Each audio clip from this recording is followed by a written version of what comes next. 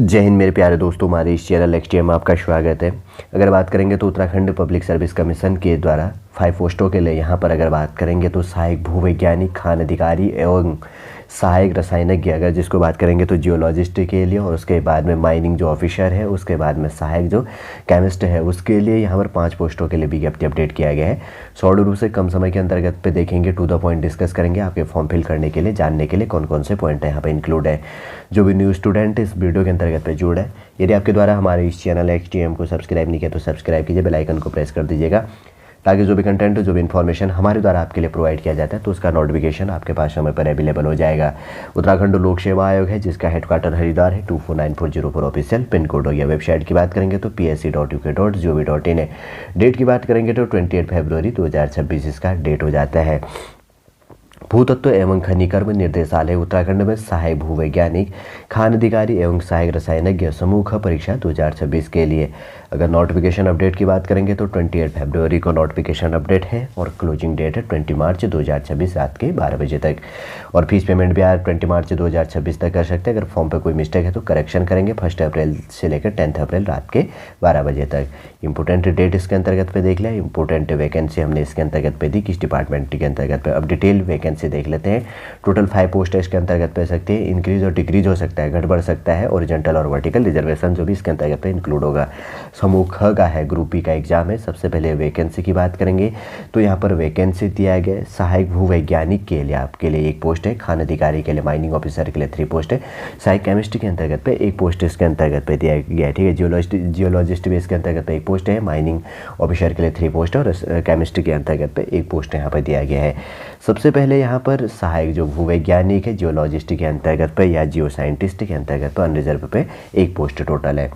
और उसके बाद में यहाँ पर खान अधिकारी, माइनिंग ऑफिसर के अंतर्गत पे अनरिजर्व के लिए 1 पोस्ट है, शेड्यूल कास्ट के लिए 1, अदर बैकवर्ड क्लास के लिए 1 पोस्ट है। टोटल 3 पोस्टें यहाँ पर हो जाती है। सहायक रसायनज्ञ केमिस्ट्री के अंतर्गत पे भी शेड्यूल, यहाँ पर अनरिजर्व कैटेगरी के लिए 1 पोस्ट है और कैटेगरी में यहाँ पर नहीं दिया गया, ध्यान रखना। अब यहाँ पर एजुकेशन क्वालिफिकेशन इंपॉर्टेंट हो जाता है। अगर बात करेंगे तो जियो साइंटिस्ट या जियोलॉजिस्ट के अंतर्गत पर आपका इंपॉर्टेंट एजुकेशन क्वालिफिकेशन है भारत में विधि द्वारा स्थापित किसी विश्वविद्यालय के अंतर्गत पे भूविज्ञान या प्रयुक्त भूविज्ञान में, मतलब टोटल 50% मार्क्स के साथ में पोस्ट ग्रेजुएशन होना चाहिए। और भूवैज्ञानिक संबंधी क्षेत्रों में कार्य का कम से कम 2 वर्ष का आपका एक्सपीरियंस होना चाहिए। अधिमान्य अर्थता की बात करेंगे तो यहाँ पर प्रादेशिक सेना में कम से कम 2 वर्ष का जॉब किया हो, एनसीसी का BSc प्रमाण पत्र आपने प्राप्त किया हो। खान अधिकारी की बात करेंगे तो माइनिंग जो ऑफिसर है इसके अंतर्गत पर 3 पोस्टें दी गई है। अनरिजर्व में 1 पोस्ट है, शेड्यूल कास्ट के अंतर्गत पे 1 पोस्ट है, अदर बैकवर्ड क्लास के अंतर्गत पे 1 पोस्ट दिया गया है।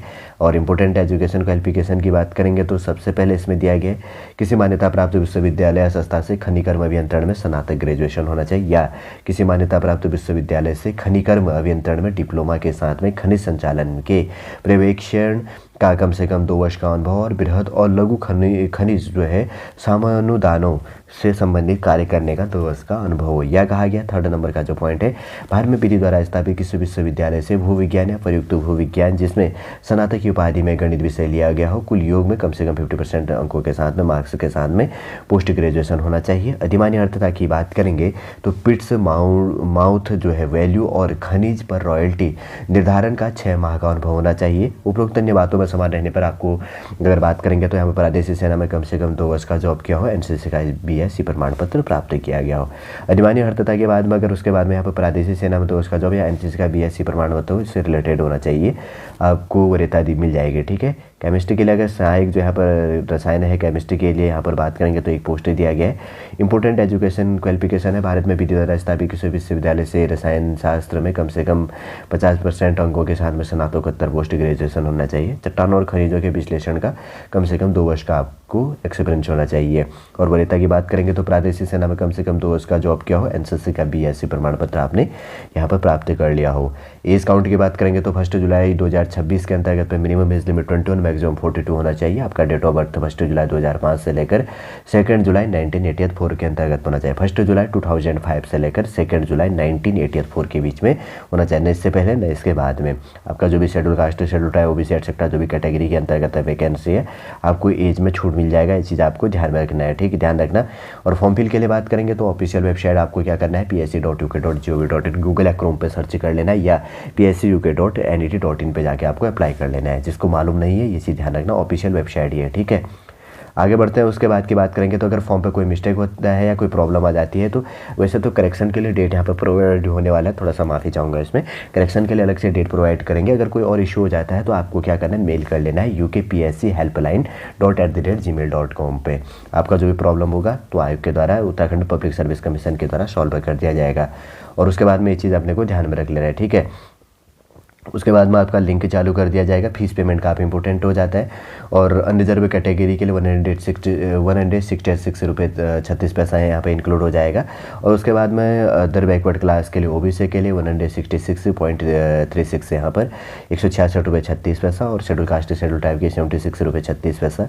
इकोनॉमिकल वीकर सेक्शन के लिए 166 रुपये 36 पैसा है। और उसके बाद में शारीरिक दिव्यांग के लिए यहाँ पर जो दिव्यांग कैटेगरी पर्सन से बेंचमार्क डिसेबिलिटी में आएगा 16 रुपये और 36 पैसा यहाँ पर इंक्लूड हो जाएगा। और ऑर्फेन अनाथ के लिए कोई भी फॉर्म फीस पे ही नहीं होगा, ठीक है।